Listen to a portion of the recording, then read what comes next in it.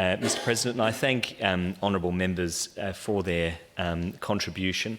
I am disappointed to hear that the government and the opposition have not reflected over the last 2 years and recognised the error of their ways. This was an opportunity to try to make amends and put things right. Members may recall I moved to repeal these laws not long after they were first put in place with a private members bill that was once again opposed by Labor and the Liberals. This bill doesn't junk the laws entirely, and that's what I would like to do, but I recognise there wasn't support for that in this chamber. What this bill does is introduces a positive obligation to protect assemblies.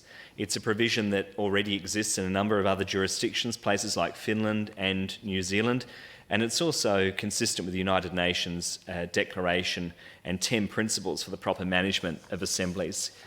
The other thing that my private members bill would do under clause 4 is reduce the time frame for giving notice of assembly from 4 days to 48 hours, because 4 days is really quite unrealistic, particularly when one considers the nature of protest and the kind of issues that people may want to raise.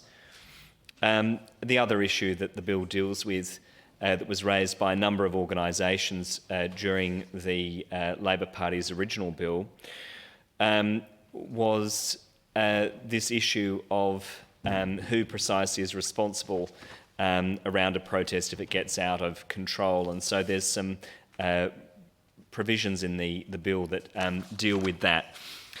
The Honourable Connie Benares and the Honourable Tammy Franks have reflected on the circumstances that unfolded last week with respect to the pro-Palestinian protesters, and that really demonstrated for me the importance of bringing this bill to a vote at this time.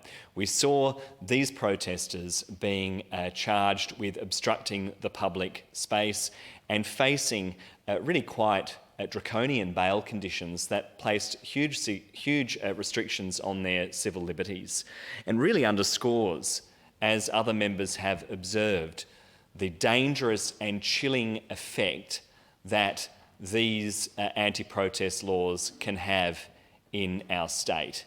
Now, this is not surprising to the Greens, not surprising to me. I'm sure it's not surprising to the Honourable Connie Benares or the Honourable Tammy Franks.